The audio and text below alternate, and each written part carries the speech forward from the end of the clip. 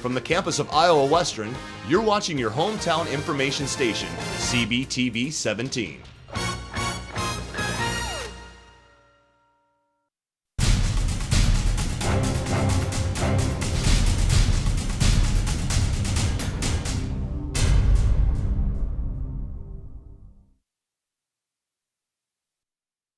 Hello and welcome to this week's Council Bluffs News. I'm Joe THOLKE, and it will stand as the pinnacle of the Council Bluffs Park system. Work on the River Edge Park near the Bob Carey pedestrian bridge underway once again.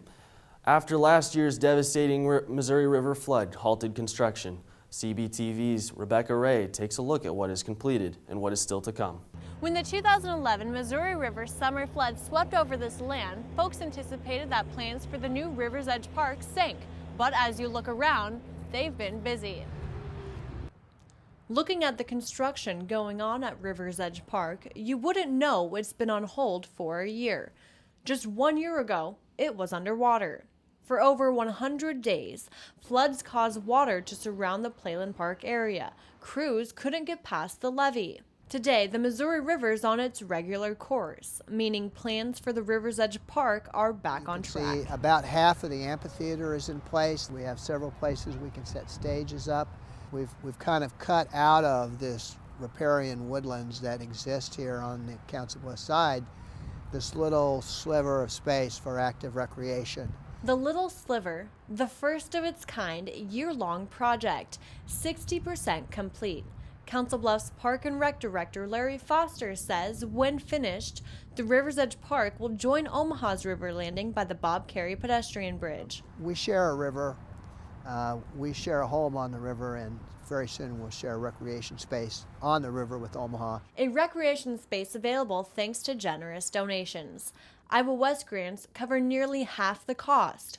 Over 1,000 trees are in this park's future, a green recreational space surrounded by woodlands. Foster says the environment of the space will complement Omaha's urban development. It's clear that the spaces complement each other. They don't compete with each other. A partnership Charles Bingle feels the neighboring cities need.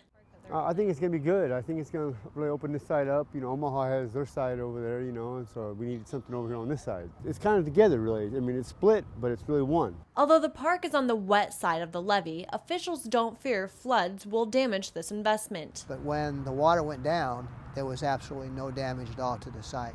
Everything you see here today was here last year before the flood. 5,000 truckloads of dirt were brought in before the floods, and much of that dirt is still here today. The Missouri flood didn't cause much damage to this site. We didn't have big erosion. There weren't huge sediments of sand like people thought there would be. The water came up and went down just like a bathtub. However, after the 2011 floods, Mayor Hannafin asked for a $3 million cut from the initial budget. The savings go towards storm sewers, street and levee repairs. Now Phase 1 of the River's Edge Park costs $7.5 million, an investment which keeps city officials confident. We've taken into consideration where there might be siltation. We have water lines and ways to clean it quickly. We think there's no reason not to go forward with a world-class park here in Council Bluffs and give the residents a chance to really get back to the edge of the river. For Council Bluffs News, Rebecca Ray. From Iowa's leading edge, we travel north on the Loess Hills Scenic Byway to the Reese Homestead north of Turner, Iowa. On Sunday, June 3rd, the Monona County Conservation Board unveiled 280 new acres to the public. CBTV photojournalist Dan Johnson and I made the trip north with reporter Rebecca Ray. At the heart of Monona County, there isn't much urban development. But what Monona lacks in technology, it amplifies in ecology. We are all connected to the lands of our ancestors. And in a way, we belong to the land. For over 100 years, the Reese family lives off this land until now. It's a stunning donation. I mean, you don't see that very often. The Reese family homestead donates parts of their acreage and sells the rest in an effort to preserve the sanctity of this land their great-grandfather founded so long ago. None of the next generations of our families wanted to come back here. And so we decided that we wanted some place where the land was really cared for and would be available for people for a long time. With the addition of 280 acres from the Reese homestead, the Monona County Conservation Board and the DNR now have over 700 acres along this Iowa byway. And the two groups say they have big plans for the new land. I had this dream of having a place in the hills that overlooked the valley. When a public entity can get their hands on a beautiful piece of property like this, you do what you can to make it happen. The nature of this environment includes rich soil bluffs and prairie wetlands. It's a huge addition to what the areas we manage. So it's good for wildlife, but it's also good for the people of Monona County and people of Iowa. The preservation of this land will help in the event of floods and protect against farming. Future plans include an educational center and a cabin available for rent, all thanks to a family who chose to share their land. In Monona County, I'm Rebecca Ray. Park officials say within the next few months, hunting will be allowed inside the 713 acres. Cabin rentals will also be available. Future plans for the land involve an education center and a banquet hall. We now take a look at some other great places to travel and spend that time outdoors along the bluffs. Where's it at now?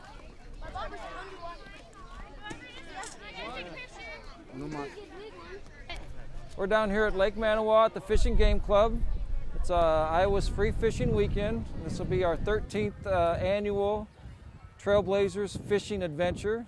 We got about 150 kids out here fishing here at the Fishing Game Club. They do fishing, they do games and activities. We have some water safety courses, and most of these kids are all from Council Bluffs or Carter Lake, so they get an opportunity to come out, most of them, and catch their first fish. A lot of these kids today will catch their first fish. It went pretty good. I caught a fish that was really tiny, but every fish counts. It's just relaxing, and I like to fish. It's normal for me. Wait. Where's it at now? Ready? Come on.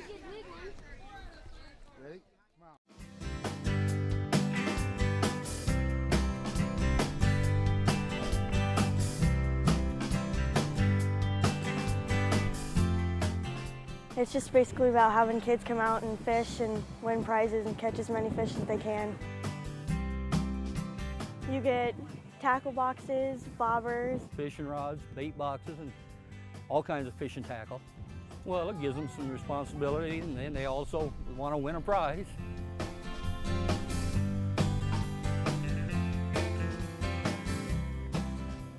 $12.5. Good job. We have a prize for the largest fish, the smallest fish, the most caught, and then we have a main prize for the put everybody's name in a hat and draw it, and they get the main prize, which is usually a couple fishing rods.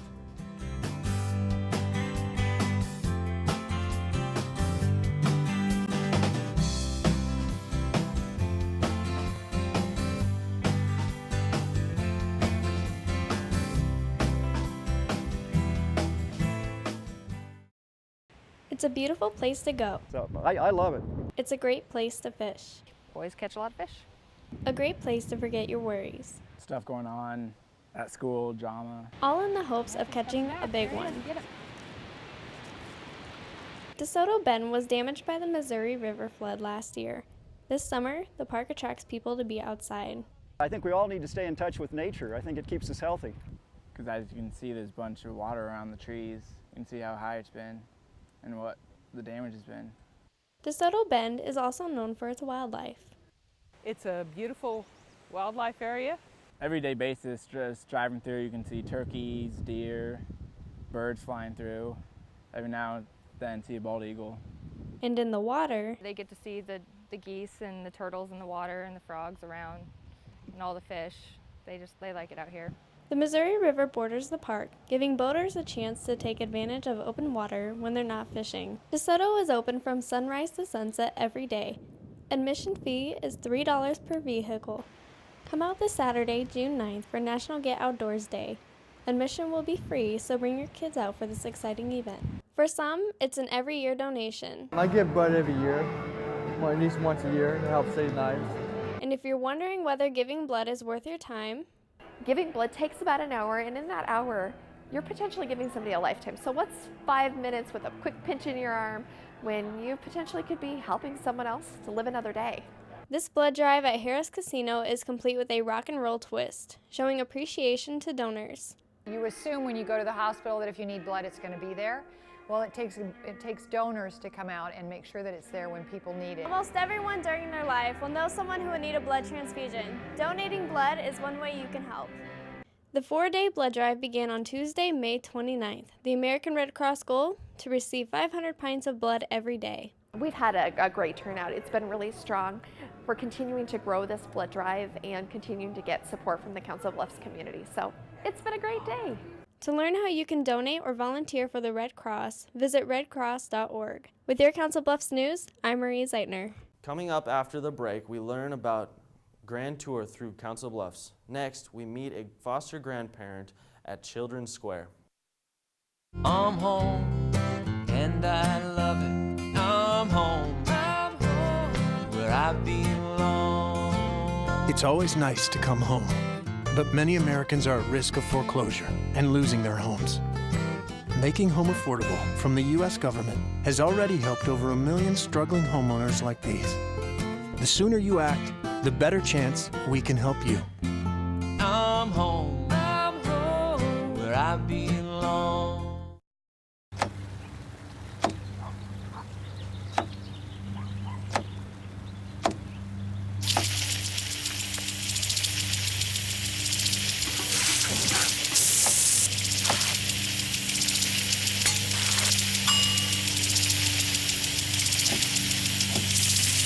Clean kitchen surfaces, utensils, and hands with soapy water. 1 in 6 Americans will get sick from food poisoning this year. Keep your family safer. Check your steps at foodsafety.gov. Cotton balls. Duct tape. Spoon. Needle. Thread.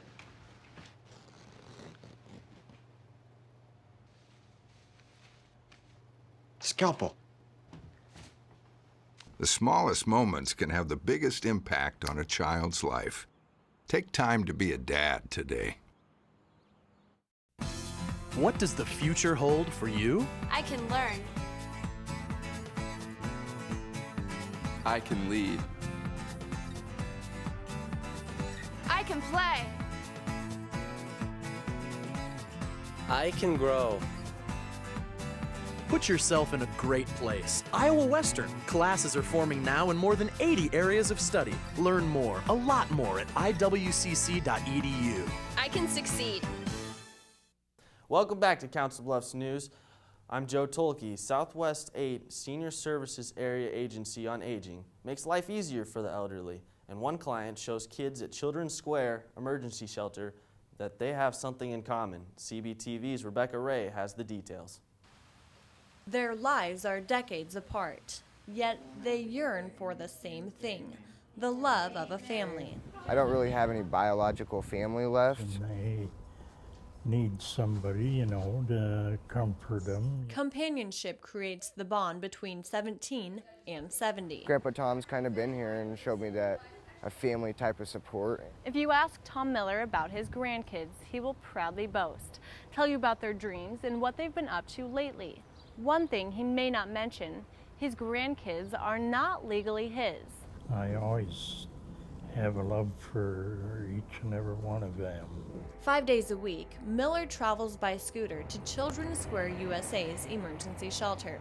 With no biological grandchildren, it's here, together with his foster grandchildren. He feels at home. And you've got somebody like Tom who is here day in and day out with those kids, and he is such a calm individual and such a caring individual. He doesn't ever judge them. Since I'm not with my mom or anything, it's just really hard to find someone who you can always go to. And Grandpa Tom, he's just really cool. You can always go to him and talk to him about anything. The kids here have spent most of their lives in and out of homes. He'd always encourage me that things will get better. And when their worlds turn for the worse, it's the support of their grandpa to get them through.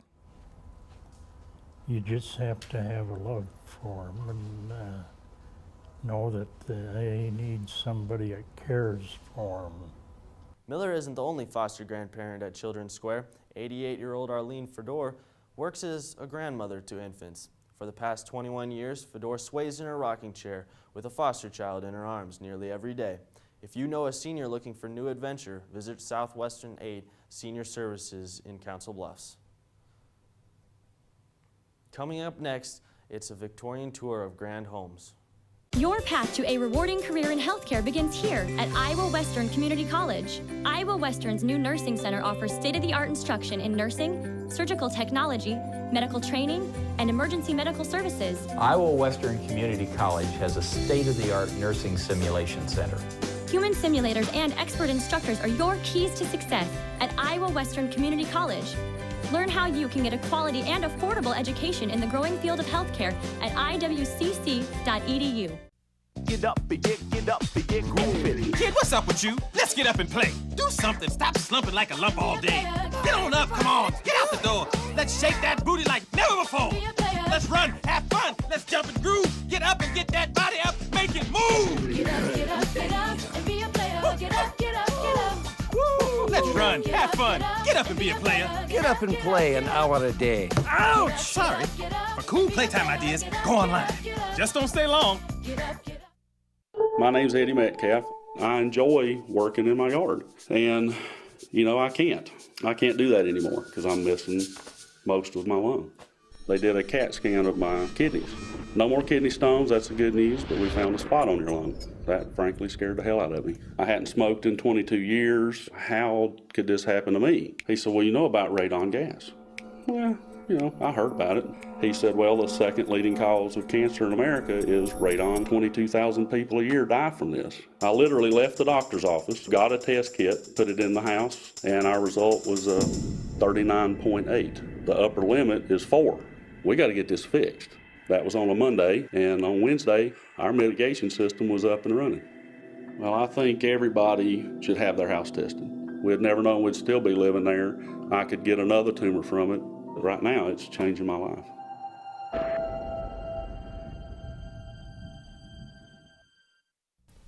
Welcome back to Council Bluffs News. I'm Joe Tolke. It's a self-guided tour in Council Bluffs Historical District, giving you the opportunity to learn some of the history of some of the Bluff's oldest houses.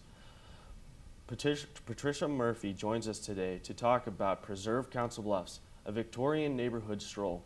Patricia, thank you for joining us today. I'm happy to be here. Tell us about this event. Well, it's going to be this Sunday from 1 to 5 p.m. and we're selling tickets for people to get a sneak preview of the Brigant House, and then we have 4 neighborhoods that are in the city. Oakland Avenue, which is, it's called the Lincoln Fairview Historic District, and then Park and Glen, which is the Fairmont Historic District, and then my neighborhood, which is Willow Bluff 3rd Street, another historic district, and then A Street is not a historic district yet, but it will be soon. And there's historic houses in all of these neighborhoods, and in each neighborhood they'll be able to have refreshment stops as they stroll through the neighborhoods. But and they'll get to see the private backyards of some of Council Bluffs' finest historic homes. Oh, well, tell us about the Brigant House. Is that how you say it? That's how you say it. It's was built for a diminutive couple that met while they were doing vaudeville. They met in Coney Island, New York, and Mrs. Brigant's family lived here. She was born in Denver, but her family lived here. The Lewises, they owned a grocery store. They lived down on 4th Street, and they built this little house in 1912, I believe, for the Brigants, who were married in 1905. When they got married, she was 18 years old, he was 35, and she was 42 inches tall. He was 47, and they were perfectly formed little people. I don't know if you can see this or not, but this is what they look like. This was an advertisement from the Woodward Candy Company, who they were spokespeople for. And Woodward Candy was a nationally known candy company centered right here in Council Bluffs. And so their house is an important part of Council Bluffs history, as is the Woodward Candy Company. So Tell us about the house. I mean, they're shorter than normal. So is the house normal sized? Is what?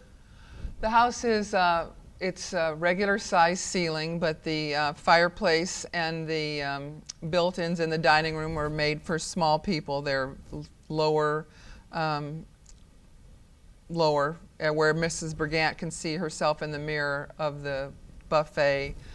And but they knew that regular sized people were going to be coming to their house, so they had regular sized furniture in there too, as well as their small furniture.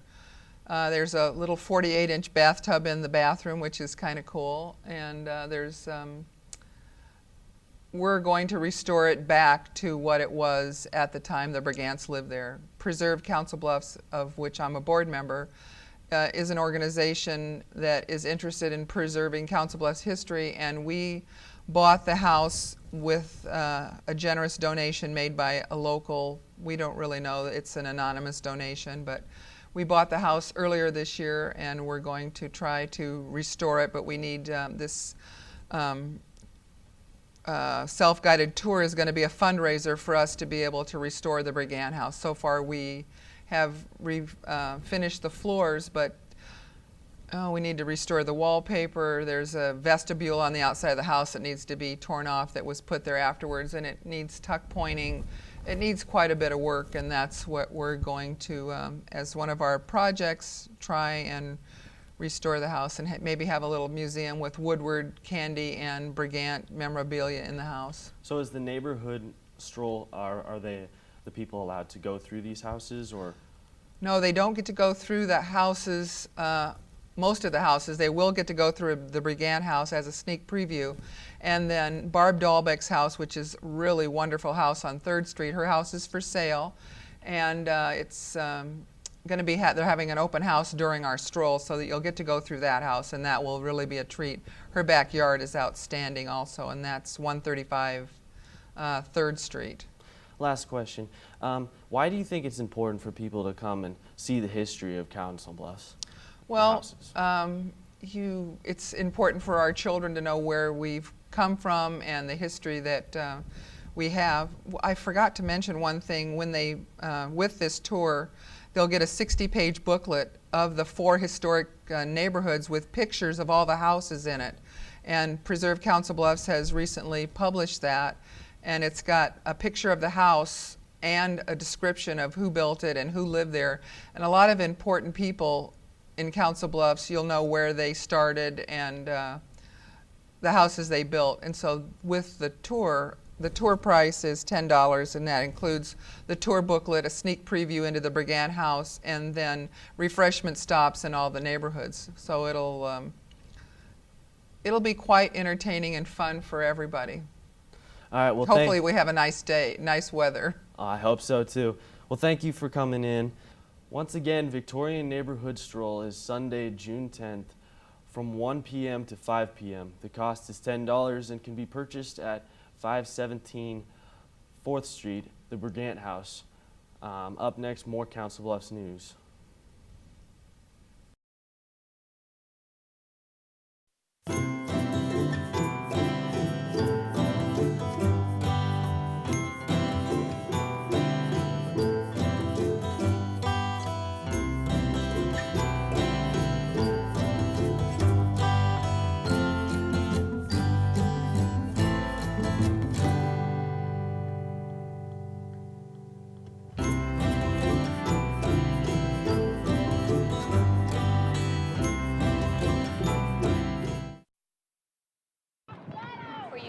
Hey, Mom. You know, girls, I used to cheer back in my day. Ready? Okay!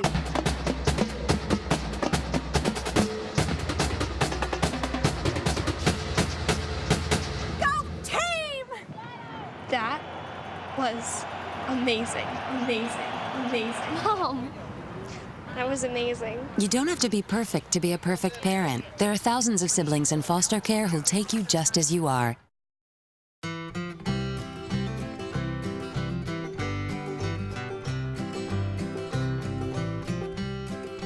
Carla Borgalo with the Rails West Railroad Museum, and this weekend we have GOSME, the Greater Omaha Society of Model Engineers, coming down to the depot to show off their model trains. They'll be upstairs in the layout running them off of DCC. They're going to hold a swap meet for us and be on hand to answer any questions you might have. The thing they do is they take these great size engines here and work with them on scale to bring them into your house. So they bring all the love of the steam engines or your favorite diesel line and work with it indoors.